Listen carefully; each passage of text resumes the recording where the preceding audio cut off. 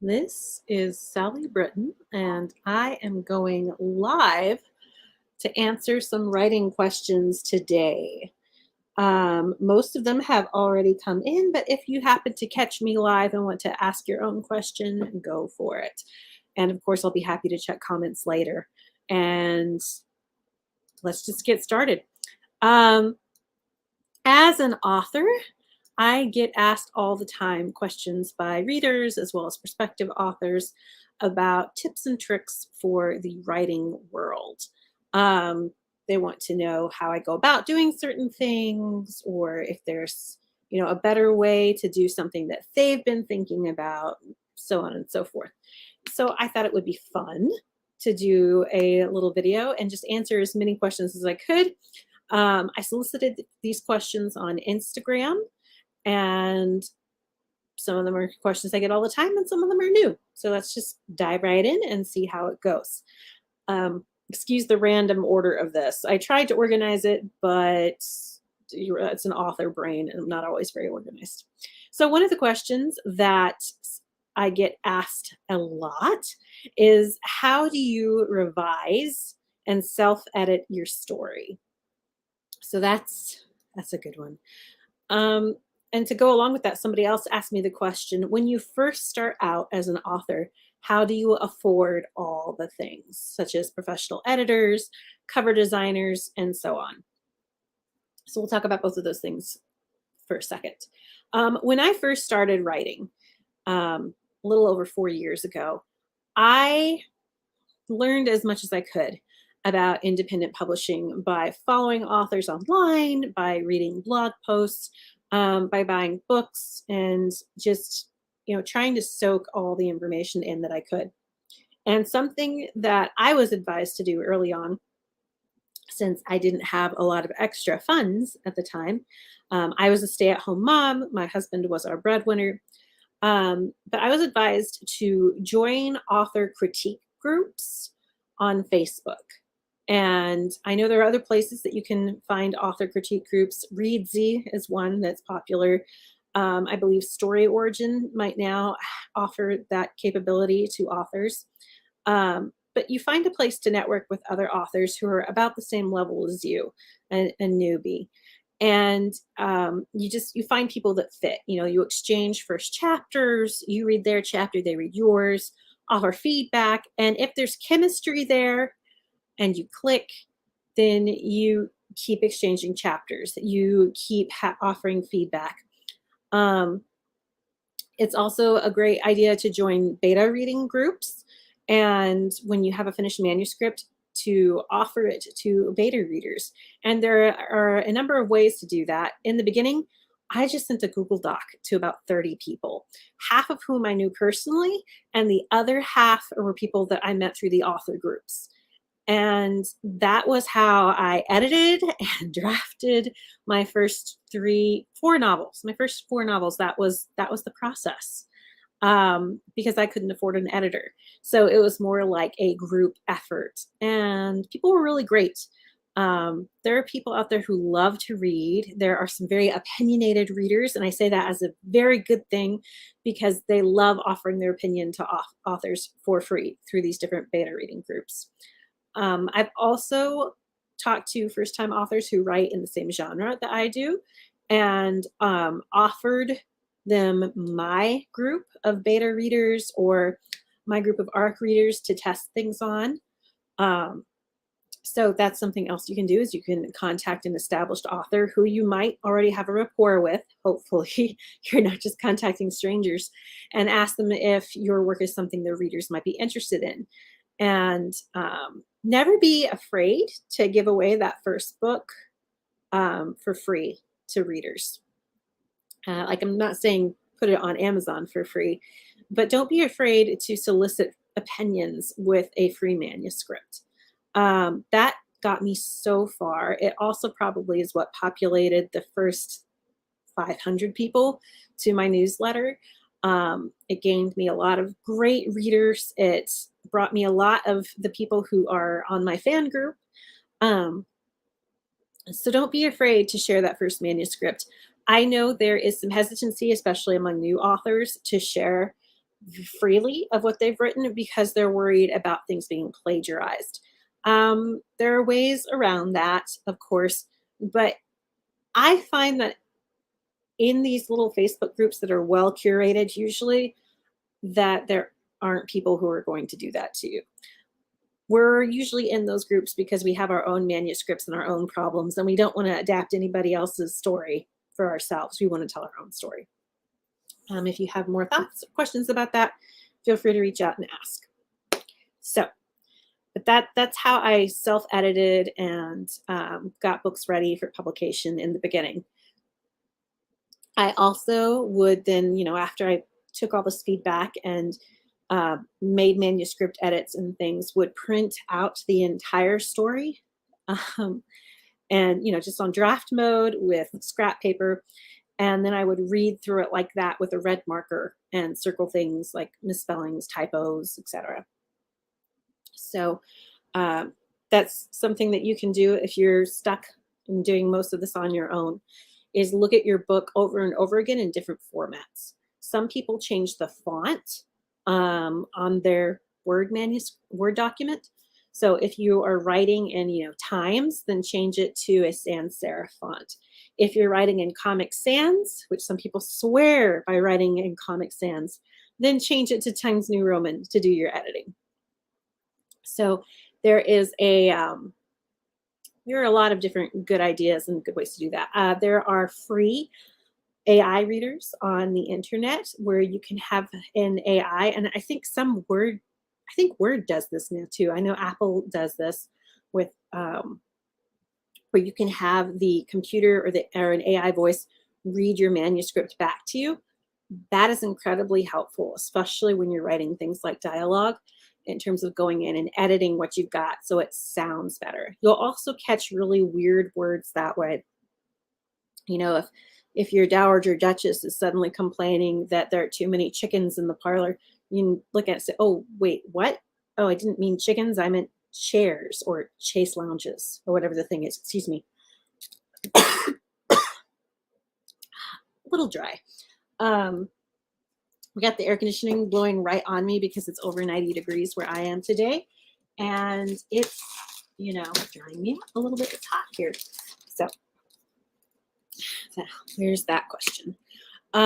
Somebody else asked, what's the best way to edit? Again, a lot of that's going to depend on you, but hopefully some of these ideas help a little bit. Another question came in from an author who I really, really like. I know her personally. She said, how do you get past the "this sucks and no one will want to read it" phase? A similar question was, how do you get through the dreaded middle without losing hope? So if you're not familiar with writing and you're just watching this for funsies, a lot of people who are in the writing community talk about the soggy middle, the murky middle, the muddy middle. The middle part of the story is often difficult for authors.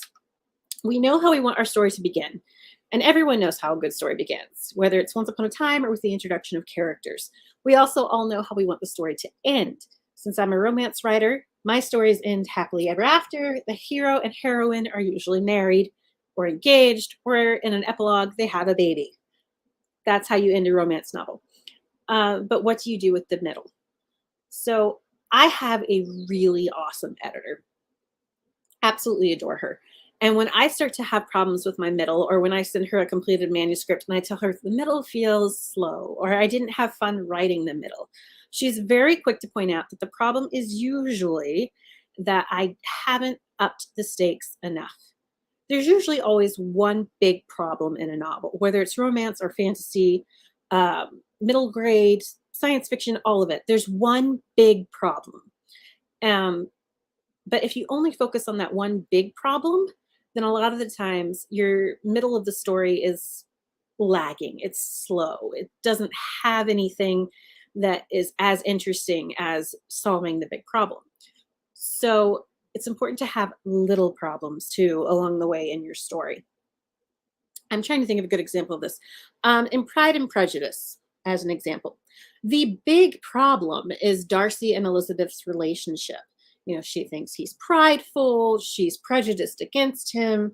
They have a lack of communication, and they just don't know each other very well. So that's the big problem is Darcy and Elizabeth are made for each other. All of us know it. Why don't they see it? But throughout the novel, then you have lots of little problems as well that they have to solve as they come across them. Little problems such as when Wickham shows up and suddenly he tells Elizabeth a new story about Darcy.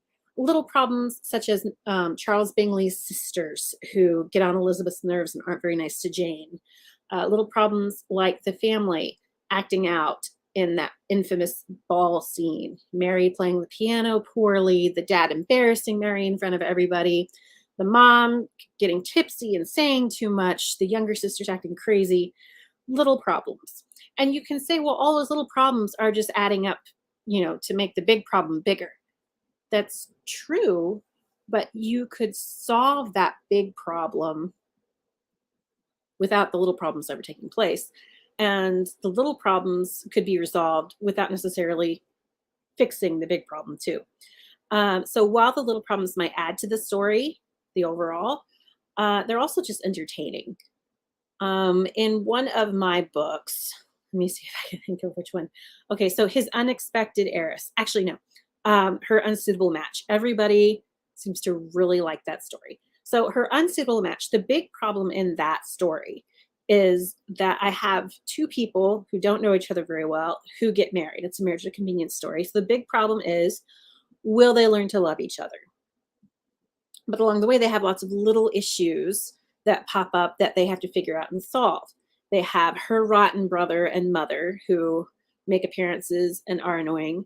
They have people in society who are gossiping and who are rude to them. There is the problem of her brother, Adam, who's trying to get this hospital for veterans up and running, and how are they going to do that? There are problems with Miles, the hero's PTSD, and the heroine trying to figure out how to help him with that and him trying to hide it from her. So, like I said, you've got the big problem, which is the relationship, and then all these little problems that go on throughout the story. All right, so that's how you solve a murky, saggy middle, is you put more hurdles in the way for your characters. As much as we want everyone to be happy in our novels, we have to make them miserable first. So if you haven't made your character miserable enough, your middle is probably lacking and a little slow. And I say that as someone whose editor almost always tells me I need to go in and up the tension and add more problems. So there's my 2 cents on that. So let's see. I had a couple of questions coming in. How do you determine how good the other author to edit your work? You never want to 100% trust somebody to catch all your problems, mostly because that's not their responsibility. But you also want to make sure, how do I put this? When I first started out and I was exchanging chapters with other people, it was fairly obvious for me, because I'm a reader and I knew my own writing, who was working at the same level I was. I'm not trying to sound snobby at all. There were definitely authors that I worked with who were above and beyond me in many aspects. And there were some who were not there. I think you really are just looking for that chemistry. And then when it comes to, because that helps with story development, which is really important. And there's a different type of editing. I would say when you're looking for more help with like typos in the beginning, if you really can't afford an editor, and let me say that's one of the big things that is worth saving money for, is a good editor. But if you really can't afford an editor, then it's great to have as many eyes as possible on your work. That's when you look for beta readers. That's when you say, hey, you just be blunt. Just join one of these great groups and say, hey, I need about 30 people to help me find typos. You get a free manuscript, and all you have to do is point out typos when you find them. So I still do that sometimes with novels that are a little bit rushed, is when I send them out to test readers.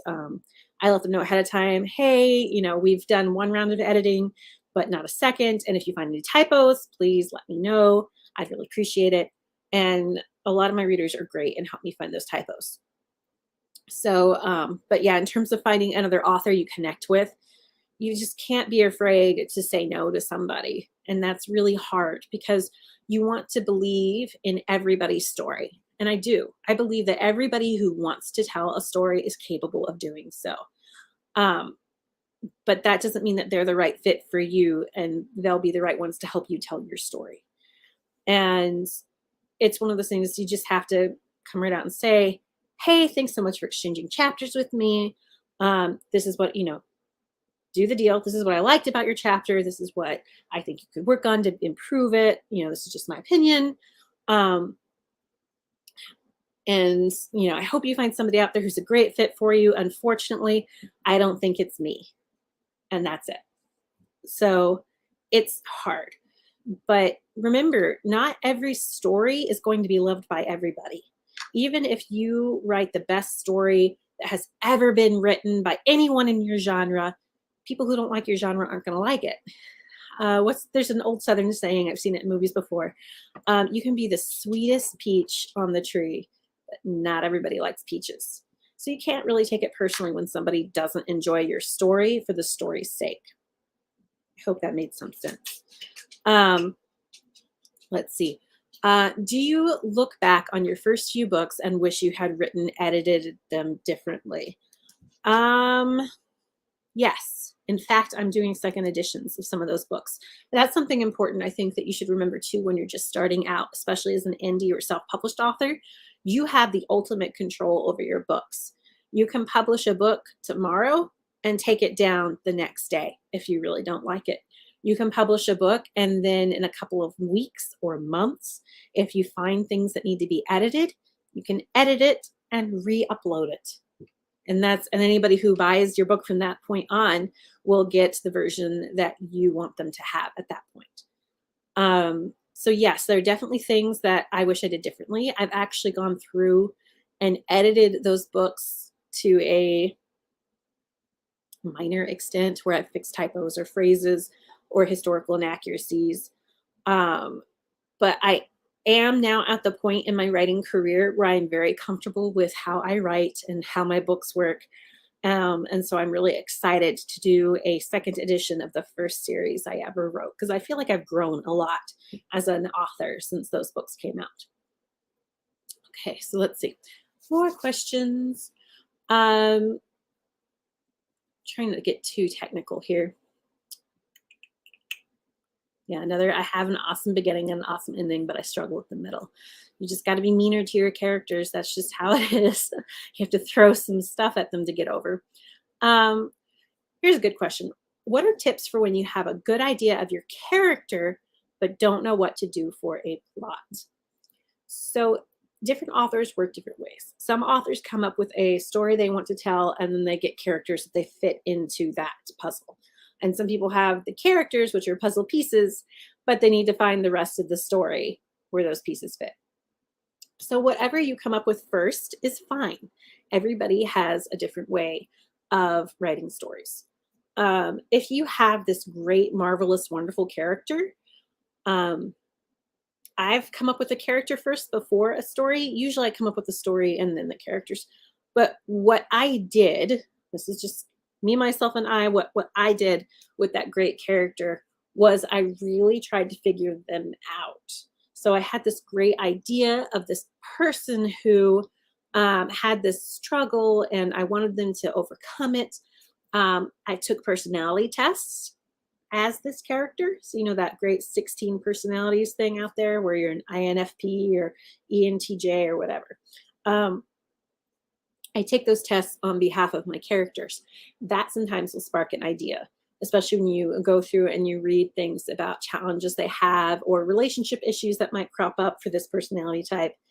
I've also used, oh goodness, what's it called?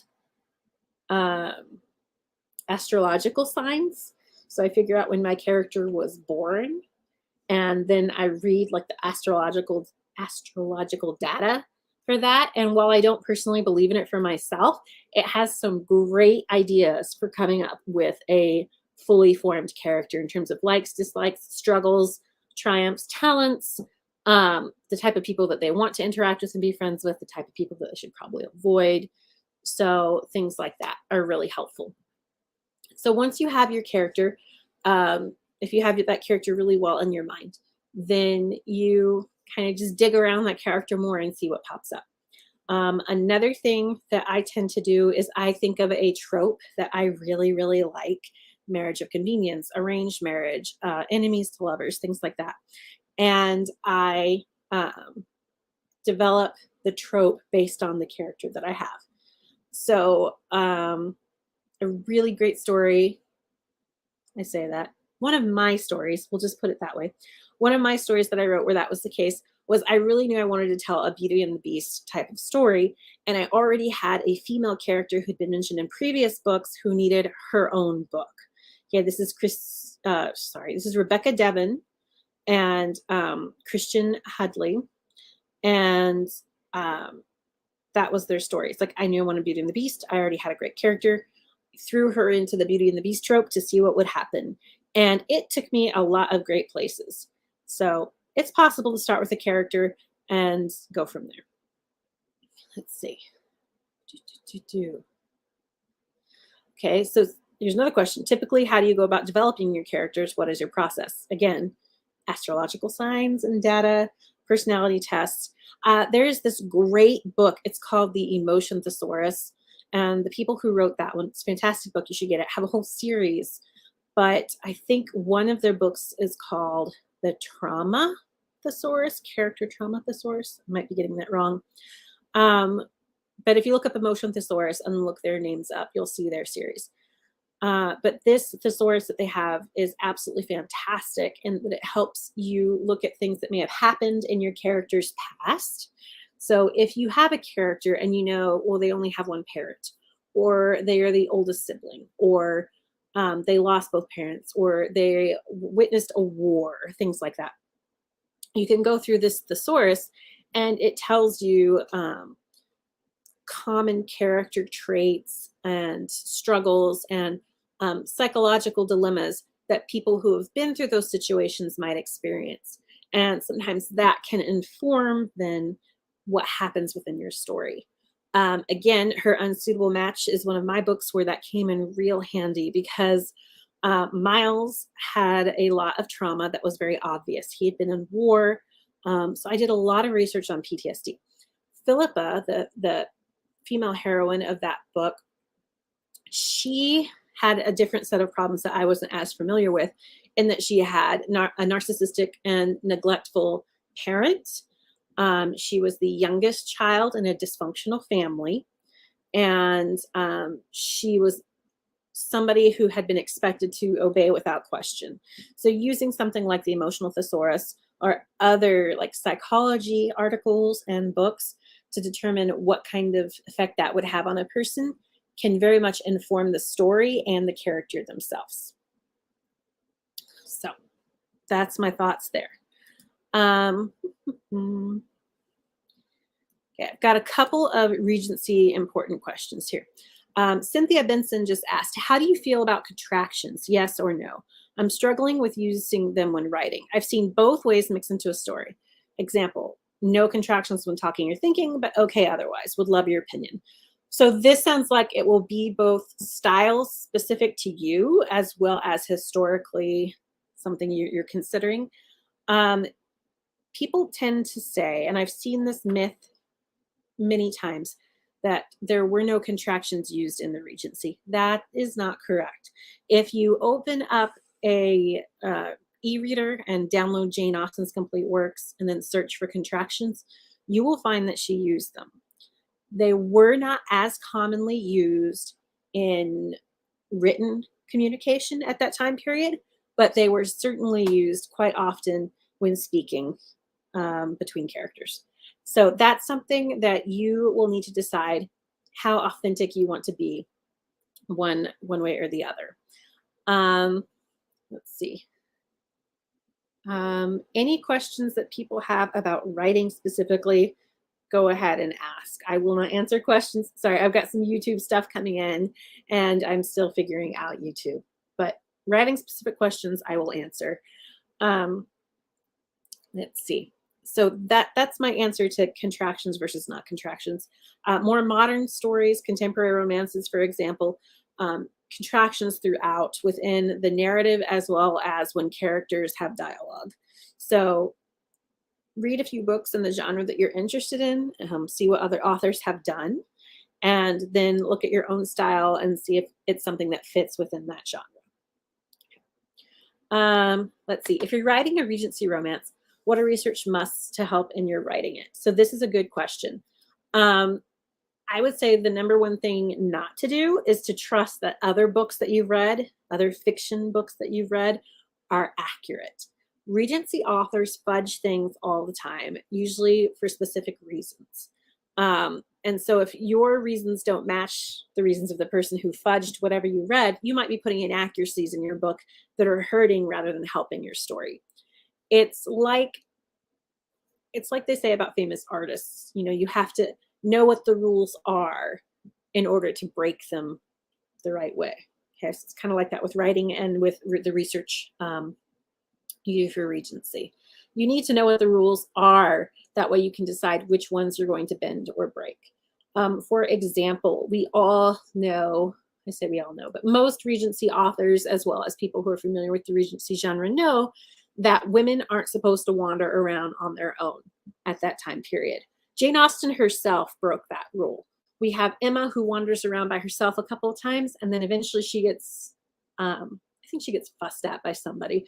But the whole reason Emma makes friends with Harriet is so she has somebody to walk around with her, so she isn't, overstepping her "I can do this all by myself" bounds.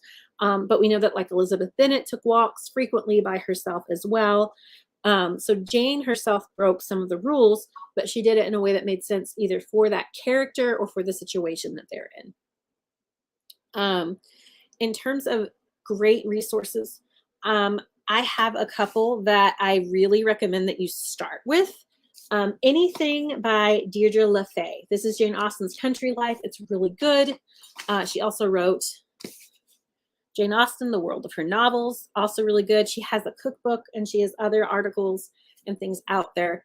Anything by Deirdre LaFay is excellent for informing on the Regency period. So she's a fantastic place to start for general Regency knowledge and ideas. Another great one, especially when it comes to getting to know the gentleman characters, is a newer book. It's called Gentlemen of Uncertain Fortune. Very, very good. It talks about, it explores the different vocations that a man who's born as a gentleman could expect to go through, or, soldiering, being a vicar, being a physician, all of that good stuff. So this is an excellent book as well. The more contemporary to that time sources you can get your hands on, the better. Jane Austen's novels themselves are absolutely fantastic. But you want to try to stay as close to the original source material and the original time period as possible. One book that I know a lot of people recommend, but you kind of have to take with a grain of salt, is what Charles Dickens knew and Jane Austen ate, or what Jane Austen knew and Charles Dickens ate, something like that. That book really skews more towards the Victorian era.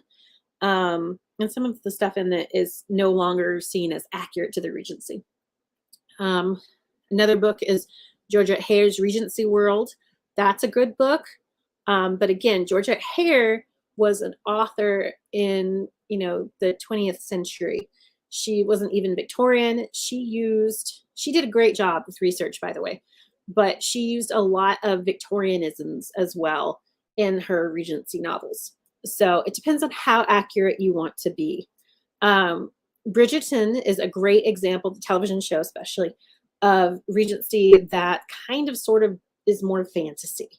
If Regency in real life is a bakery full of rolls and bread and muffins and all of that, then Bridgerton is the Regency if it had been a cupcake shop. Bridgerton's great. It's got a lot of great stuff in it, the books, the show, everything, but it's not really all that accurate. It skews heavily towards the fantasy of what we would like the Regency to have been. Um, so there's that. Um, let's see. When writing a series, how many books ahead do you plan? This is very specific to me, I would say, because I bet it differs from author to author. I know some authors who say, as long as the series is still making money, you keep writing in that same series. That might sound very capitalist to some people, but writing for a lot of us isn't just a hobby, it's also how we provide for our families. So I know authors who that's what they do. Is they just keep writing within a series and until nobody's buying the series anymore.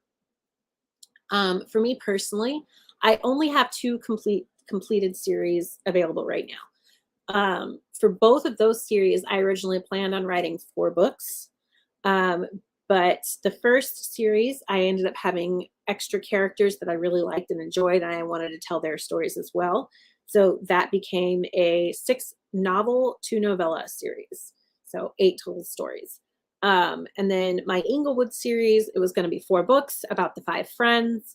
And then I really, really liked the villain that I had created. So I did a 5th book specifically about that villain. And honestly, people have loved that series so much, and I love it so much that I decided to do a spin-off series that will be coming next year that follows the next generation of Inglewood people. So have a plan for sure, but be willing to adapt based on what readers are receptive to and what they might not be receptive to. An example of this is my Western series. I originally planned to do 3 trilogies. I was going to do one based in Arizona, one in Oklahoma, and one in Texas. So all Western romances with Victorian characters thrown in. But I have really, really struggled with this Western series just because it's such a different feel from my Regency where I'm much more comfortable.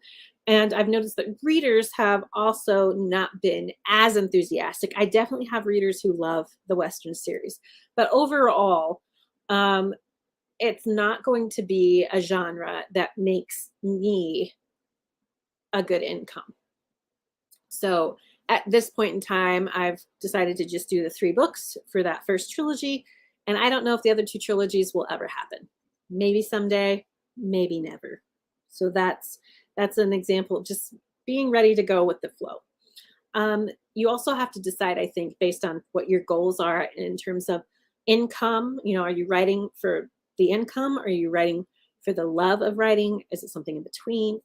I feel like people who are writing as a hobby or strictly for the love of writing have a lot more leeway. Write whatever you want, whenever you want. If people buy it, great. If not, whatever. So definitely consider your individual circumstances and what you want the outcome to be after you've written your books. Okay, so 2 cover questions here. Shaylin says, as a reader, the cover of a book is what I use to decide if I want to read a book. How did you find a good cover designer? I was also asked by somebody else. Where is that question? Let me see if I can find it. Because she phrased it cute. I'm not gonna be able to find it. But I was asked by somebody else, where do you find good sites to get cover images? This is so important. The first and most important marketing decision you ever make for any book you write as an indie or self-published author is the cover design. If you go with a traditional publisher, you're probably not going to have much say in what your cover looks like. They might give you veto rights. They might give you a couple of options to figure out which one you like best. But you really don't have a lot of say. As an indie or self-published author, you have a lot more power. The number one thing that my incredible cover designer has taught me is that the cover of your book is supposed to sell the story, not tell the story. Okay? Sell the story, not tell the story. And I think that's really important because a lot of people who are new to the writing world, they want their cover to look absolutely precisely like what they imagine the character to look like in their head. Or they want 10 different elements that are important to the story to be on that cover. You know, oh, the sword's important and the feather's important and this owl is important and the tree and the castle, and we need all of them combined. or they have in their head a really specific image of what they want, because that speaks to them, but it isn't what the genre is expecting. So you really have to, as an indie author, familiarize yourself with what the covers are within your genre before you go looking for a great cover designer. Now, if the number one thing that if I had to tell you right now, pick between a really good editor or a really good cover designer, I would tell you to pick a really good cover designer if you only had money for one, and then just do your best with the editing. Because readers are willing to overlook a lot of flaws if they love the story, for one. But for two, nobody will pick up a book that has a crappy cover.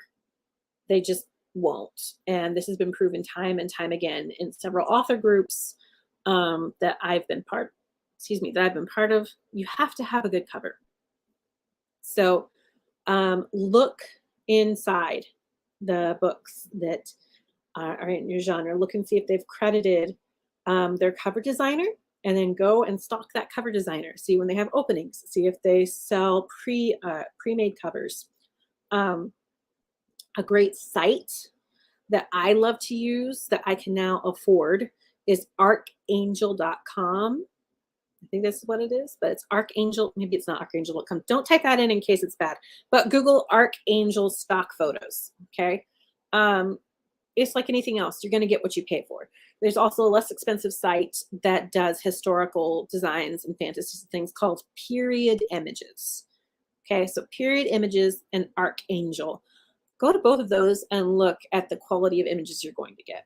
Now, my first series, which I haven't rebranded yet, still has period image models on them.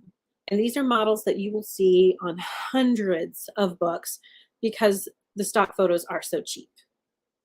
Okay, they're very inexpensive. The only thing that made my covers, I would say, stand out a little bit more is I had a really good designer, somebody who knows Photoshop front and back, somebody who understands design from a marketing perspective. Okay. If your best friend knows how to use Photoshop, that doesn't necessarily mean that they're going to be any good at doing cover design. You need somebody who knows what they're doing. I cannot stress this enough. I have talked to a couple of different authors now who have great stories, but their covers are lacking. And when I talk to them about the cover aspect, oh, my friend does those. Oh, my husband does those. I could never tell them not to do it. Oh, well, they know Photoshop and so they can do it. No, no, no, no, no. If I could reach through the screen and shake you to get this point across, I might just do it. You need a good cover. There are some great places online to find great covers. There are great Facebook groups too. Get on Facebook and just search pre-made covers and then the name of your genre. Fantasy pre-made covers, romance pre-made covers, Regency pre-made covers, science fiction pre-made covers. You're going to get groups that are run by a single designer and groups where multiple designers share what they have. One of the best ways when you're starting is to buy a pre-made cover. Find a cover that's close to your story. Okay. And again, covers sell, not tell. So find a cover that works for your story, buy the pre-made. Okay. A lot of these designers won't work with you and do custom covers until you've bought a pre-made from them. Then you're already an established client. So you buy the pre-made cover, you use it on your story, and then you contact them and say, hey, this pre-made did great. I'm going to do the second book in the series. I want it to look like this one. Will you create it for me? And that's how you start building a relationship with a designer. So just, be picky, but not picky as towards, matching whatever vision you have in your head. Be picky in terms of matching the genre and the genre expectations. Okay. Huge publishers like Penguin, HarperCollins, they can afford to take risks. Okay. They can afford to try something new and different because they have an entire marketing department behind them, helping them come up with new ideas and then helping to push the book once it's out. You only have you.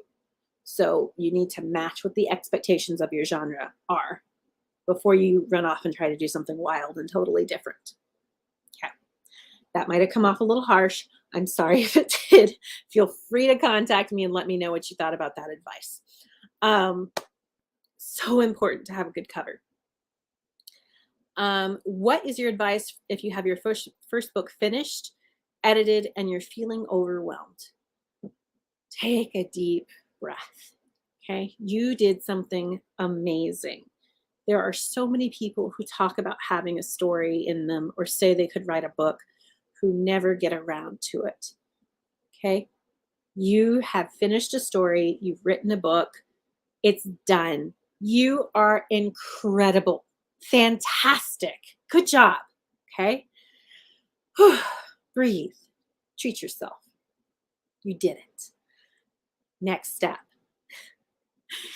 How do you want to publish? That's the question you have to answer next. Do you want to go through a established publishing house, or do you want to self-publish? If you want to self-publish, then there are so many wonderful people out there with great advice. The Writing Gals on Facebook is a great group. 20 books to 50K is a great group. Start digging for information on how to self-publish if that's the route you want to go. If you are hoping to traditionally publish, then you need to find the publishing houses that publish books similar to yours and see what they require for submission. Most larger publishing houses require that you have an agent. I do not know how to do all of this. You should probably start Googling things because I am self-published. I am not traditionally published because I decided early on after reading tons and tons of information that I didn't want to go through any gatekeepers. I just wanted to tell the stories I wanted to tell. And I wanted to reach readers on a personal level. So I never found an agent. I never submitted to a publishing house. I have always done everything on my own. And what's kind of cool about that is since doing that, I've had small presses and small publishing houses reach out to me at this point to ask if I would like to publish with them. That is such an honor. I don't know how often that happens. I have a few other friends who are indie authors who it's happened to. So I will say if you're good at what you do and you establish yourself as an indie first, then you might be more likely to get an agent and a publishing deal down the road. Might. So there's that. What do you do if you sit down to write and nothing comes to mind? This is a good question. And I would say it totally depends on what stage of writing you're in. If you haven't started writing the story yet and you sit down and nothing's coming to mind, you have two choices. You force yourself to write something anyway, even if it's crappy, because you can always go back and edit it later. Or you walk away and do something else. It sucks that that's my answer. I know that. Who is it that is credited with this? Shannon Hale is the first person I heard say this. She said your first draft, and I'm just totally paraphrasing here, but your first draft is putting sand in the sandbox. Okay. And then what you do after that is building the castle. So you can edit a page that has words on it. You can't edit a blank page. So if it's at the beginning, just get something written. Write whatever comes to mind. You can always edit it later. You can always throw it out and pick a different starting point, but start getting your thoughts written down. Okay, that's a big move right there. If you're in the middle, as we discussed before, throw some more issues at your characters. Okay. If you're at the end and it's just hard to finish something, because I've been there where it's just hard to get to the end of the story. I don't know why. It feels, I'm guilty of rushing endings because of this. But when I get to the end of the story, I am just so done. And I don't actually want to write the ending of it. I just want to be done with the whole project. And sometimes I have to force myself to write that ending and then go back and edit it, because you can tell when you read it that I was very much forcing myself to write it. If you need to take a break, that's completely different. Go do something that fills your creative well. You know, you can't draw from an empty well. Go to an art museum, read a favorite book, watch a TV series that you love, and a documentary, something that makes you happy and makes you feel creative or appreciative of the creativity of others. I think that's incredibly important. Because honestly, if we deprive ourselves of art and beauty, how are we going to recreate it? Hmm. Okay, so kind of answered this question. How did you not spend an arm and a leg on things like editing when you're first starting out? Again, join some author groups. Even if you don't necessarily do what I suggested in terms of using other authors to help, you help them, they help you to edit things. Um, a lot of the times somebody will say, hey, I've got a friend who just graduated and they want to start editing, or hey, my sister-in-law does copy editing, or my brother does proofing, whatever it is. A lot of the times authors have connections, um, or they say, if I refer you, you get 10% off your first edit or something. My editor who I work with now is incredible. Unfortunately, she's not taking new clients. But I found her because I went to an author's conference and she had a card in the packet that they gave to everybody that said 50% off if you mentioned that you were here at this conference. So I did. It was like 6 months after the conference had happened that I emailed her and I said, hey, I've got this card. Is it still good? And she said, yes, of course. And so the first book that she edited for me, which was actually the fifth book I published, um, I got 50% off and realized that she was worth every penny she asked for after that. So you kind of just need to make connections and network. That will really help you when you're looking for professionals to help you with other things. I've got to wrap up soon because I have a daughter I have to take to music lessons. Woohoo! Um, let's see. Somebody said, how do you write so much in a year? Where do you get your ideas from? We talked a little bit about ideas. In terms of writing fast, I just do. I know not everybody writes with speed, but if you want to increase your writing speed, this is a really good book, 2,000 to 10,000 words a day. And it's by Rachel Aaron. And it's actually really helpful. Like, I'm a pretty fast writer in general, just because I have a fast typing speed. But this is an amazing book. It really, really has helped me even speed up my writing. So there's that as an idea. Also, it's like anything else. With practice, things become a little bit easier. Um, so I won't say that writing is necessarily easy for me now, because it definitely isn't. But I have enough practice that I can write a lot more words now than I could 3 years ago. Okay, let's see. Some of these questions are really specific. Is it easier to start out with a publisher and then do indie, or just try indie? What's the difference? Kind of explain that a little bit.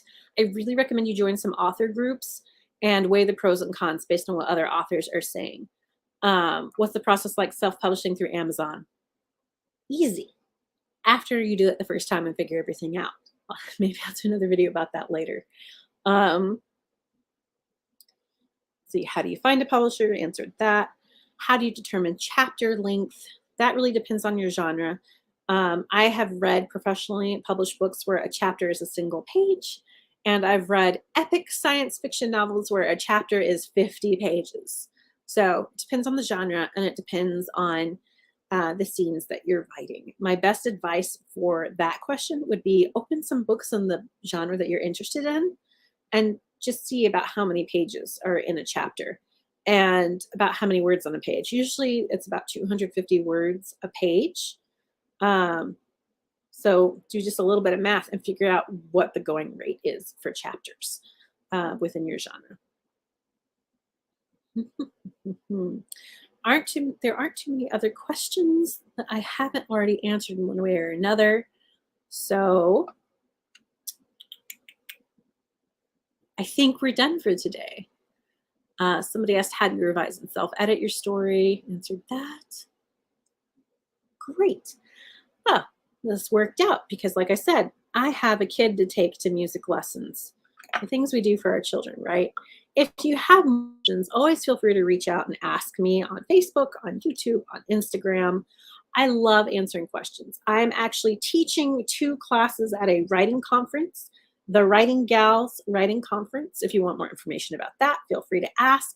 In my link tree on Instagram and YouTube, I have a link to the conference sign-up page. It's all virtual this year, which is fantastic. It means you can attend from anywhere and watch the classes at your own pace. I believe they're up, I think, 30 days to 90 days, depending on what the teachers agreed to.